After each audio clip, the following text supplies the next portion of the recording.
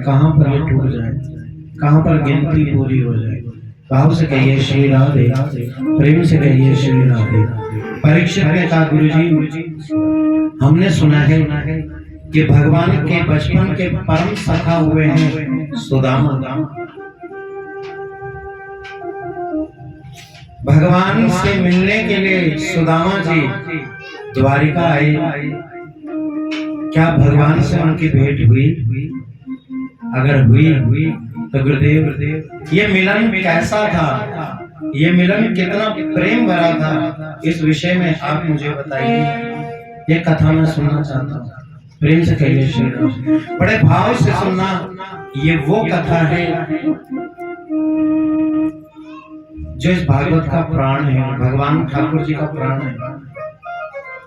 राजा परीक्षित भगवान के परम मित्र हुए हैं जिनका नाम है सुदामा। सु का अर्थ सुंदर, सु का अर्थ सुंदर और दामा का अर्थ मूल्य। जिनकी सहनशीलता ही उनका जीवन का मूल्य है और उनके पास कोई संपत्ति नहीं है। उनकी सादगी ही उनका मोल है, उनका सुख है, उनकी संपत्ति है। कृष्णस्य सखा कश्चित् ब्रह्मणो ब्रह्मवित्तमः विरक्त इंद्रियार्थेषु प्रशांतात्मा जितेन्द्रियः। कितना सुंदर लिखा है। प्रशांत आत्मा, जिनकी आत्मा शांत है, और जितेंद्रिया, जिन्होंने अपनी इंद्रियों को जीत रखा है। जो अपनी इंद्रियों को अपने वश में करते हैं वह है सुदामा। और हम लोग क्या कहते हैं कि सुदामा जी दरिद्र हैं। कहते हैं ना आप लोग कि सुदामा जी दरिद्र हैं। लेकिन पुस्तक की दुकान से एक भागवत खरीदना और इस भागवत के अंदर इस 10वें स्कंद को, एकादश स्कंद को पढ़ना। भागवत में कहीं नहीं लिखा कि सुदामा जी दरिद्र हैं। हाँ, सुदामा जी के वस्त्र फटे हुए थे, ये सत्य है। सुदामा जी जिस समय भोजन करते थे अगले कितने दिनों तक भोजन ना मिले, यह भी सत्य है। कोई भी बर्तन घर में साबुत नहीं है, यह भी सत्य है। घर की छत टूटी हुई है, यह भी सच है। लेकिन सुदामा जी दरिद्र हैं, ये सच नहीं है। दरिद्र किसे कहते हैं? दरिद्र कहते हैं असंतोषी व्यक्ति को, जिसके पास संतोष नहीं है। और संतोषी व्यक्ति कौन है? कलयुग में तो मनुष्य ही है जो संतोषी नहीं है। एक सेठ जी को किसी ने बता दिया कि भगवान की पूजा करो, भगवान जो आपको चाहिए वो भगवान देंगे। सो सेठ जी ने तपस्या करी, सो भगवान प्रसन्न है। भगवान ने कही सेठ जी आप केवल मुझसे 3 ही वरदान मांग सकते हो बस। जिस दिन आपने मुझसे 3 वरदान मांग लिए मैं अंतर्ध्यान हो जाऊंगा। ध्यान रखना, इसलिए सोच समझ करके मांगना। 3 ही वरदान मांग सकते हो। सेठ जी ने कहा प्रभु पहला वरदान अभी मांग लूं? भगवान बोले बोल। बोला महाराज एक चकाचक मकान है जाए। भगवान ने कहा तथास्तु। बोला दूसरा वरदान मांग लूं? भगवान बोले मांगो। बोला प्रभु एक सुंदर सी गाड़ी मिल जाए, आने जाने में बहुत दिक्कत परेशानी। भगवान ने कहा तथास्तु। भगवान ने कहा जल्दी तीसरा भी मांगो, मैं चलूं। बोला प्रभु मेरा तीसरा वरदान यही है कि ऐसा वरदान दे दो कि मैं 3 फिर मांग लूं। अगले दिन फिर भगवान को याद करा। बोला प्रभु पहला वरदान मांग रहा हूँ 56 भोग चाहिए, दूसरा वरदान अच्छे वस्त्र चाहिए, और तीसरा वरदान ये दे दो कि 3 फिर मांग लूं। ऐसे होते होते महीना भर तो भगवान चक्कर ही काटते रहे। बोला प्रभु पहला वरदान मांग रहा हूँ बच्चों की फीस भर दो। दूसरा वरदान मांग रहा हूँ, डॉक्टर से जाकर के पर्ची या दवाई ले आओ। और तीसरा वरदान भगवान ने कहा बस कर, मैं अच्छा वाला भगवान था, तूने अपने घर का नौकर बना करके रख दिया। एक कलयुगी जीव, तेरे को तो मैं वरदान देकर के ही पछता गया। ये हंसने का विषय नहीं है, ये स्थिति हमारी है। आज हनुमान जी को धूपबत्ती दिखाई, श्री गुरु चरण सरोज रज, काम नहीं बना तो वो धूपबत्ती हनुमान जी के आगे से उखाड़ी और माता के आगे रख दी। हे माता रानी, नेक मेरे छोरा की नौकरी नहीं लगी, और नहीं लगी तो वही अगरबत्ती वहां से उखाड़ी और भैरव बाबा के कान में जाके टांग दी। ये स्थिति हमारी है। हमें संतोष नहीं है, और जिसके पास संतोष नहीं है भागवत में उसे दरिद्र कहा गया है। प्रेम से कहिए श्री राधे, भाव से कहिए श्री राधे। लेकिन सुदामा जी निर्धन नहीं है, पत्नी है, नाम है सुशीला। जैसा नाम है वैसे ही गुण है, सुशील। एक दिन अपने पति के पास बैठी और कहने लगी, स्वामी शिवरंजनी,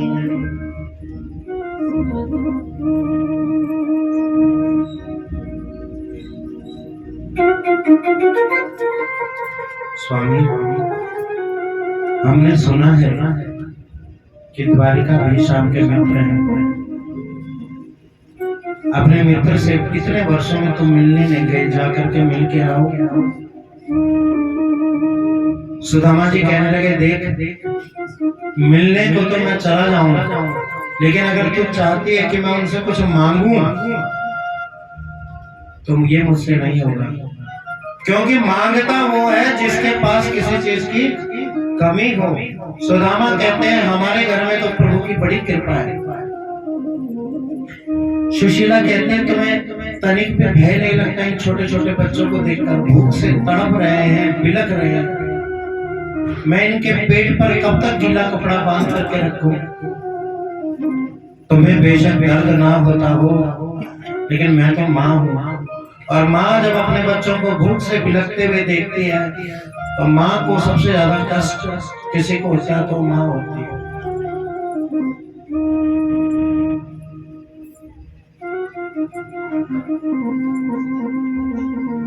अरे सुशीला, तो ये बताना भगवान से कहूँ क्या?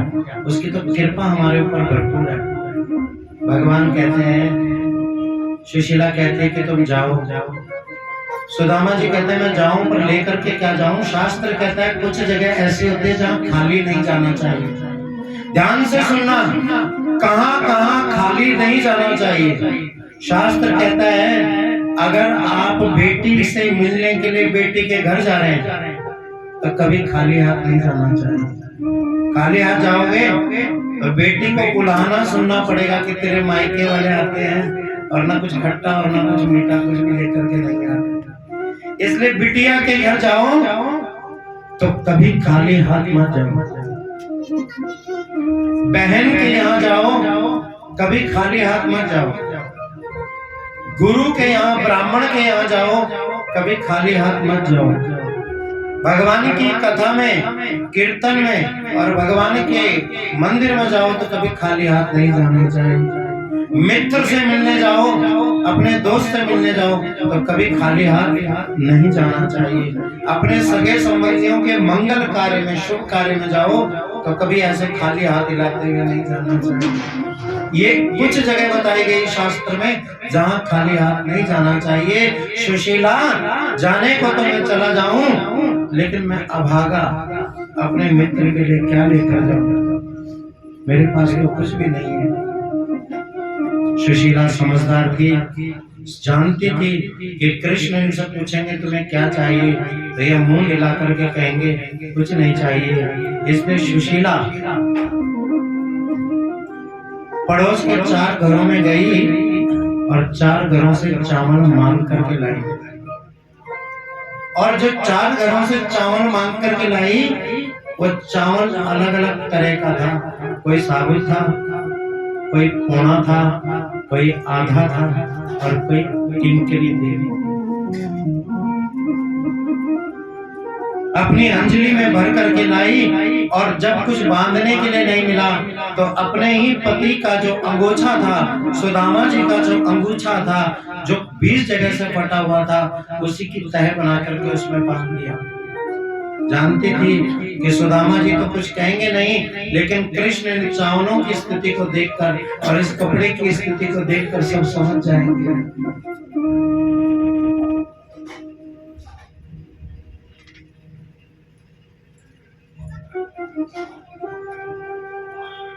पोटली दी सुदामा जी के हाथ में और कहा कि कृष्ण मिलेंगे ना तो उनसे एक चीज कहना। सुदामा जी ने कहा क्या? तो सुशीला कहने लगी कि भगवान मिलेंगे तो भगवान से कहना, हे प्रभु वो पूछेंगे भाभी कैसी है, तो उनसे कहना कि भाभी ने तुम्हें कहने के लिए कुछ संदेशा भेजा है। कहना एक माह दो पक्ष में, एक माह दो पक्ष में दो ही एकादशी हुए। एक महीने में 2 पक्ष होते हैं और 2 पक्ष में 2 एकादशी होती है। तो भगवान से कहना, पर गोविंद तेरी कृपा से मेरे घर रोज एकादशी हुए। सुदामा जी कहते हैं हमारे घर रोज एकादशी है, रोज तुलसी का पानी पीते हैं, इससे बड़ी भगवान की और हमारे ऊपर कृपा क्या होगी। संसार के लिए लोगों के लिए 2 एकादशी और हमारे लिए सारे साल भर एकादशी।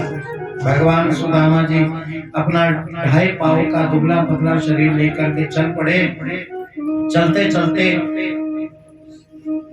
सागर पर पहुंचे। नाव चलाने वाले मल्लाहों ने कहा प्रभु चलोगे?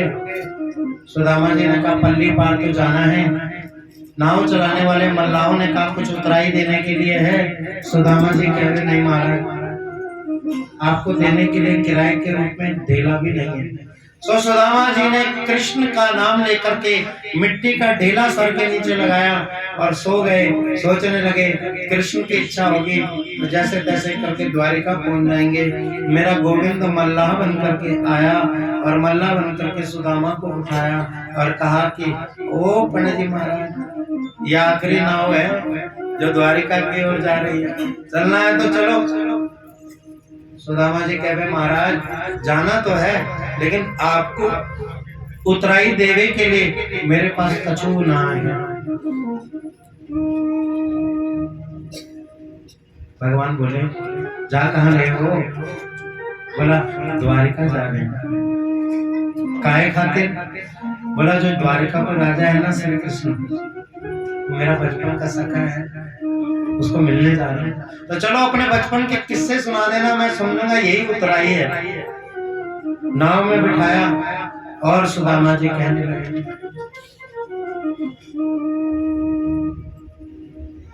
जहां ले चलोगे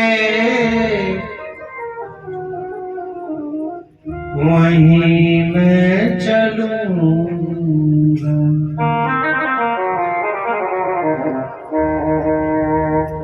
ये जीवन समर्पित चरण में तुम्हारे, तुम्हें मेरे सर्वस्व प्राणों के प्यारे। भगवान बोले सुदामा जी, पंडित जी महाराज एक बताओ अपने दोस्त के बारे में। अरे क्या बताऊं भैया, आज द्वारिका को राजा बन गया, बचपन में इतना शरारत करे, इतना शरारत करे। भगवान हल्का सा मुस्कुरा गए। सुदामा जी ने कहा वो बचपन तो सब ठीक है, लेकिन ये मुस्कुराहट के देख किसी लग रही है। भगवान फिर मौन हो गए। फिर कही हाँ आपका मित्र।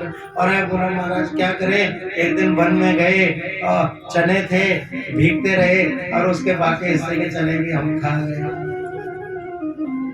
भगवान देख रहे हैं और मन ही मन करे सुदामा तो बिल्कुल नहीं बदला रे, जैसा बचपन में था ऐसा ही आज भी है। सब भगवान ने द्वारिका पार लगाया और कहा महाराज ये जो नगरी देख रहे हैं ये द्वारिका है। वहां से भगवान अंतर ध्यान हो गए। द्वारिका में पूछते पूछते कि मेरे कृष्ण मेरा कन्वा कहाँ रहता है। जो मिलता सुदामा जी उसी से पूछते, सुनो भैया राधे राधे राधे राधे पंडित जी ने बताओ मेरे कन्वा को मकान कहाँ पे है।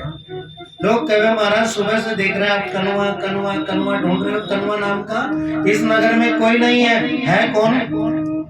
बोला वो द्वारिका को राजा महाराज है इस नगर के, और वो भी कन्वा वनवा नहीं, उनका नाम यहाँ बड़े आदर के साथ लिया जाता है। श्री श्री 1008 महाराजा धीराज वेद शून्य सच्चिदानंद परब्रह्म भूतावद कारणाय आत्माराम पूर्ण काम गोपी चित्त चोर यशोदानंद नंदन आनंद कन प्रभु चित्त घन आत्मस्वरूप सच्चिदानंद श्री कृष्ण चंद्र भगवान। आए राम जाने बड़ो नगर बसा लियो तो अपना नाम भी बड़ो रख लियो। जितने मकान आपको दिख रहे हैं ये सब द्वारिकाधीश के मकान हैं, और अगर उनसे विशेष मिलना है तो ये सामने जो बड़ा सा भवन है इस भवन में वो सभा लगाते हैं, वहां आपसे मिल जाएंगे। द्वारपालों के पास सुदामा जी गए और द्वारपालों के पास जब गए तो द्वारपालों ने बिठाया भोजन कराया। जगराते वाले क्या दिखाते हैं पता? द्वारपाल धक्का दे रहे हैं, ऐसा भागवत में नहीं। जो ब्राह्मणों का हितैषी हो उसके द्वारपाल भी ब्राह्मणों का सम्मान करने वाले हैं। सुदामा जी को शयन कक्ष में बिठाया, भोजन कराया और जा करके कहा कि महाराज आप विश्राम कीजिए, हम देखते हैं भगवान आपसे मिलने आते हैं या नहीं आते, हम आपका संदेशा लेकर जाते हैं। द्वारपाल गए अंदर शिवरंजनी, और अंदर जाकर भगवान से बोले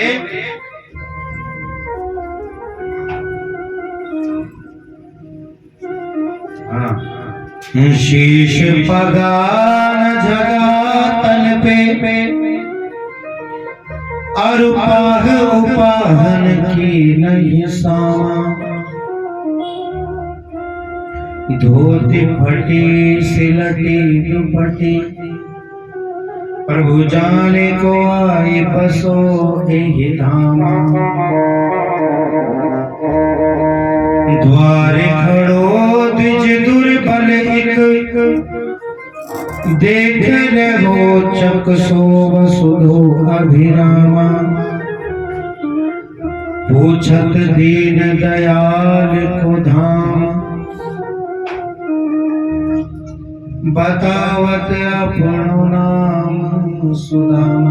जैसे ही भगवान ने सुदामा नाम सुना भगवान उठे, बिना चपलों के बिना पटके के भगवान दौड़ पड़े, और दौड़ते ही जाकर के सुदामा को भगवान ने अपने अंक में लगा लिया।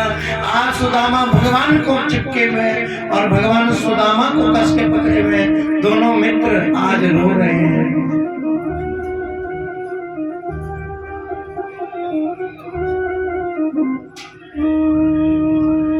घंटों भर भगवान और सुदामा चिपके रहे, लेकिन कुछ देर के बाद दोनों के मन में विचार आया।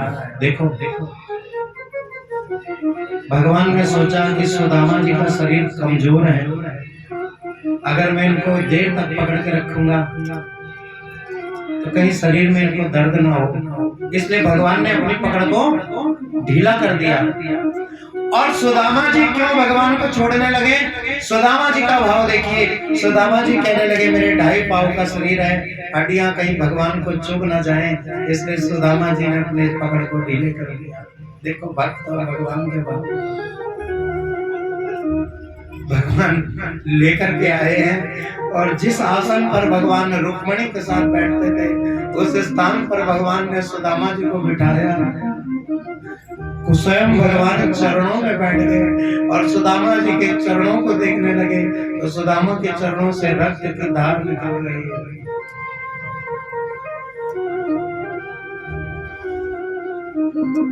जब कांटे भगवान के पैरों में लगे हैं, सुदामा जी के पैरों में लगे हैं, भगवान अपने हाथों से निकाल रहे हैं। रुक्मणी को कहा, रुक्मणी जल लाओ, परात लाओ, मुझे पंडित जी के पांव पखारने हैं। रुक्मणी गई जल लेने, जब तक जल लेकर के आई, प्रभु ने अपने आंसुओं से ही भगवान स्वरूप सुदामा जी के पांव देखा। ऐसे बेहाल विवाहिन सो पुन, कंटक जाल पुनि पुन जाए। आए महा दुख पाए सखा, तुम आए ते न किते दिन खोए। देख सुदामा की दीन दशा, करुणा करके करुणा कर रोए। पानी परात को हाथ छो नहीं, नैनन के जल सो पग धोए। भगवान ने सुदामा जी को स्नान कराया, सुंदर वस्त्र बनाए और पूछा, भोजन कराया। और भोजन के बाद दोनों मित्र एकांत में बचपन की यादों को ताजा करने लगे। बगल में पोटली दबाए सुदामा जी बैठे हैं, कृष्ण की दृष्टि बगल में दबी पोटली पर है। कृष्ण बोले, भाभी ने मेरे ताई कछु भेजो है। अब सुदामा जी ने भगवान का जब वैभव देखा, रानियों को देखा, ऊपर से नीचे तक स्वर्ण में लदी है, तो सुदामा जी ने कहा, मेरी भेंट तो इस वैभव के सामने कुछ भी नहीं है। अगर मैं कृष्ण को दूंगा तो कृष्ण तो हंसेंगे नहीं, लेकिन सारी रानियां भरी सभा में मेरा मजाक बनाएंगी। इसलिए सुदामा जी ने उस पोटली को कांच में दबाते हुए कहा, कृष्ण, तुम्हारी भाभी ने तुम्हें एक संदेशा दिया है कि यहाँ सब ठीक है। सुदामा तो बचपन में भी झूठ बोलता था और आज भी तेरी झूठ बोलने की आदत गई नहीं। कन्हैया देख, जोर जबरदस्ती ना करे, मैं तेरी पोल पट्टी सबरी तेरी पत्रियों के सामने खोल दूंगा। कन्हैया कहे, जा सखियन को सब पता है।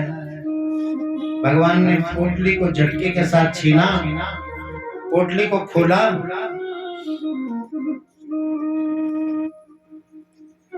सबसे पहले भगवान ने उस वस्त्र को देखा और उस वस्त्र की दशा देख करके भगवान ने उन चावलों को देखा और चावलों की दशा समझ गए भगवान की सुदामा की क्या स्थिति। तो सुदामा जी जो सुशीला ने भगवान को कहने के लिए कहा था, उसका उत्तर भगवान दे रहे हैं। क्या कि एक माह दो पक्ष में दो ही एकादशी हो, आज मेरी कृपा से सुशीला भाभी तेरे घर रोज द्वादशी हो। भगवान ने एक मुट्ठी चावल लिया और अपने मुंह में रख करके सारा वैभव सुदामा जी को प्रदान कर दिया। दूसरी मुट्ठी भगवान ने ली और जितनी धन संपत्ति का सुख होता है वो सारा भगवान ने सुदामा जी को दे दिया। तीसरी मुट्ठी में तीसरा लोक देने वाले हैं, आकर के रुक्मिणी ने भगवान का हाथ पकड़ लिया। लक्ष्मी और नारायण आपस में आंखों आंखों से बातें कर रहे हैं। रुक्मिणी भाई मैया भगवान से आंखों आंखों में इशारे करते हुए कहती है, स्वामी एक मुट्ठी में तुमने एक लोक सुदामा को दे दिया, दूसरी मुट्ठी में तुमने सुदामा को दूसरा लोक दे दिया। अगर तीसरी मुट्ठी में तुमने सुदामा को तीसरा लोक दे दिया तो मैं तुम्हारी अर्धांगिनी, मुझे तुम्हें छोड़ना पड़ सकता है और मैं ये बिल्कुल भी सहन नहीं कर सकती कि मैं नारायण से अलग रहूं। इसलिए स्वामी बस कीजिए, आप करुणा के सागर हैं, दया का सागर हैं। ये तो भगवान लक्ष्मी भगवान से आंखों आंखों में कह रही है, लेकिन सभा लगी है, सभा के सामने क्या कहा, बस करिए स्वामी, आप बड़े कोमल हैं, अगर आप कच्चे चावल ज्यादा खाएंगे तो आपके पेट में दर्द हो जाएगा। कच्चे चावल ज्यादा खाए के पेट में दर्द है जाएगा। स्वामी ने जा मुट्ठी रुक्मिणी ने वापिस भगवान से ले ली। अब सुदामा जी क्या जाने कि सुदामा को क्या वैभव भगवान ने दे दिया। सुबह हुई, सुदामा से कहा, सुदामा नेक अपनी जारो है, जा कपड़े मैंने तो पहनाए जो उतार के जा, और जो पहन के आया था उन्हीं में जा।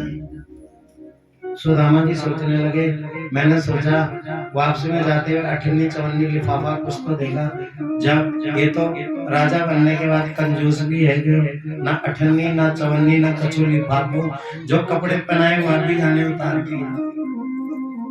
लेकिन भगवान कहते हैं, ये जीव तो जैसा है वैसा मेरे पास आ, मैं तुझे स्वीकारता हूँ। कोई अगर बदल के अपने आप को भगवान के सामने प्रस्तुत करे तो भगवान बनावटी को बिल्कुल पसंद नहीं करते।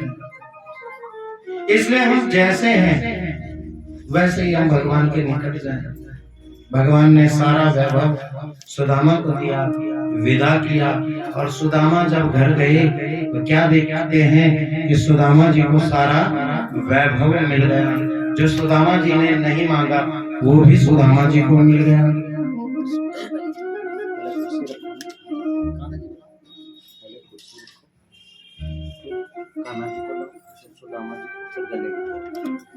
पानी परात वगैरह सब रखिए।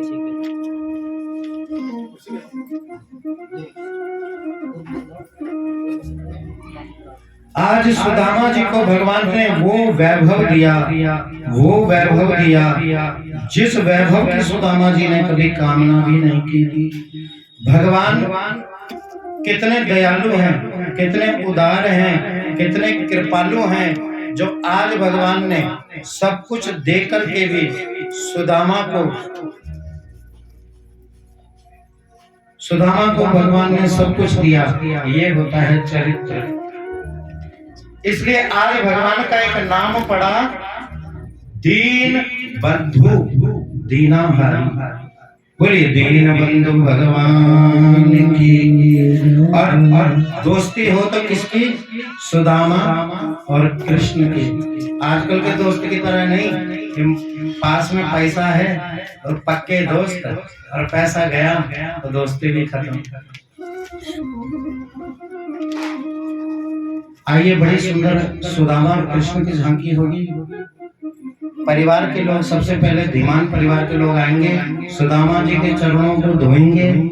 आपके घर सुदामा जी आए हैं, सुदामा जी के पैरों को धोएंगे। उसके बाद सभी लोग सुदामा जी का दर्शन करेंगे। एक ही कुर्सी रखो, भगवान नीचे बैठेंगे, कुर्सी में थोड़ी बैठेंगे। बोलिए कृष्ण सुदामा। और कैसी दोस्ती है ये? जगत की सबसे अच्छी दोस्ती है ये। हो कोई जब राह न पाए, मेरे संग आए, कि पग पग दीप जलाए, मेरी दोस्ती तेरा प्यार, मेरी दोस्ती तेरा प्यार।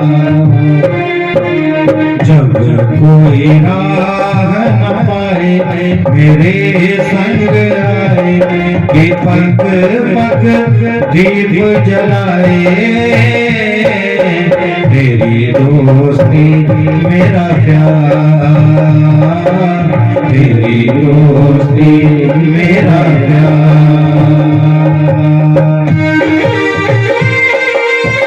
बड़े भाव के साथ भी ताली सेवा करते हैं।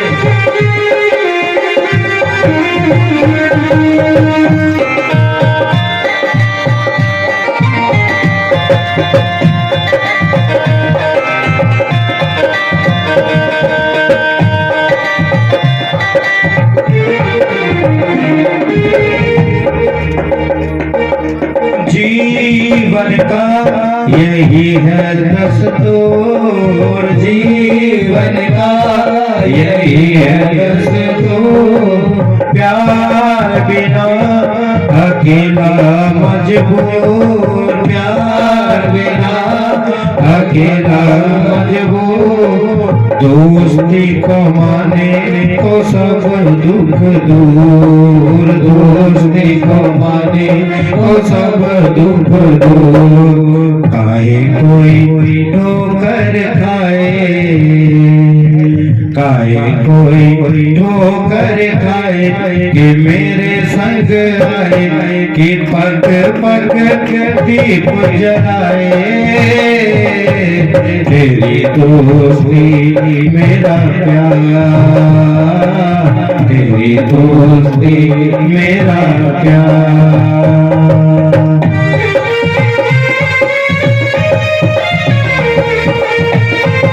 और जैसे ही सुदामा जी आए हैं, कृष्ण भगवान दौड़ कर गए हैं और भगवान सुदामा को गले से लगाया है।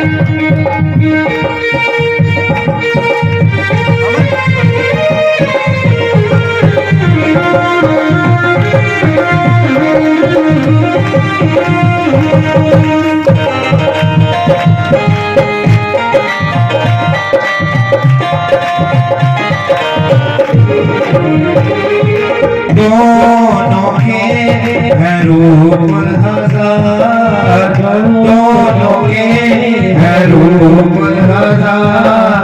पर मेरी सुने जो संसार, पर मेरी सुने जो संसार। दोस्ती है भाई तो बहना है शाम, दोस्ती है भाई तो बहना है शाम।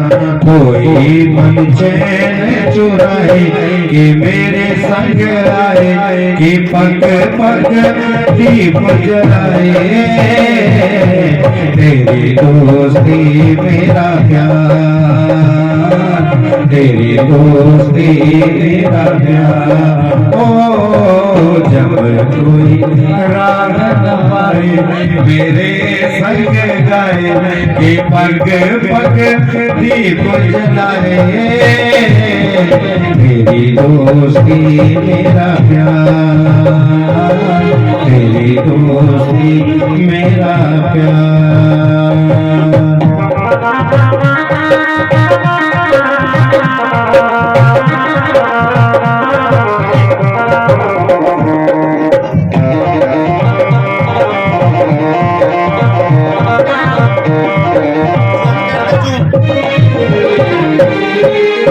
और कृष्ण भगवान ने सुदामा जी के चरणों को पखारा है, तिलक किया है, रक्षा विधान किया है। और कृष्ण भगवान ने सुदामा जी की जो पोटली थी उसमें से चावलों का भोग लगाया है।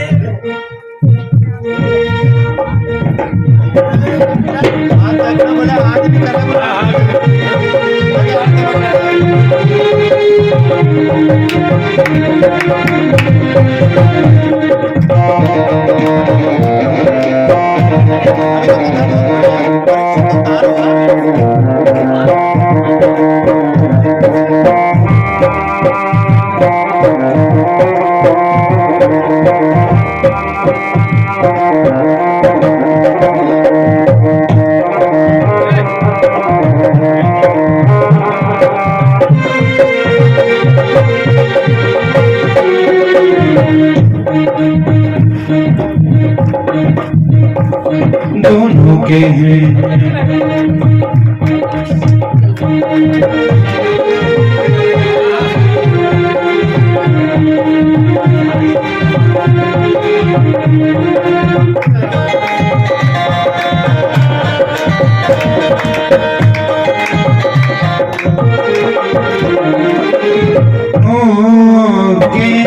हैं रूप हजार, दोनों के रूप हजार। पर मेरी सुने संसार, पर मेरी सुने जो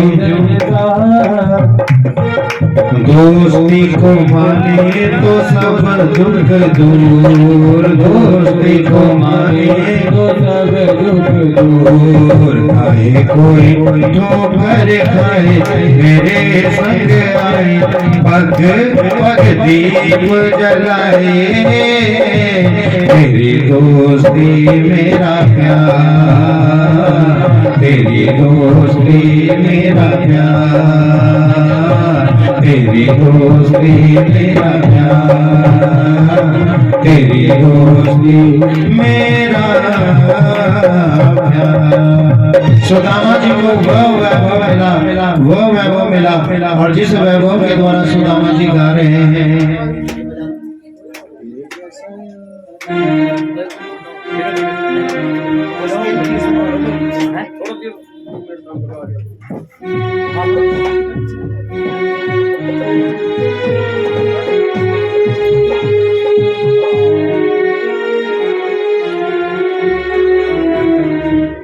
सुदामा जी कहने लगे,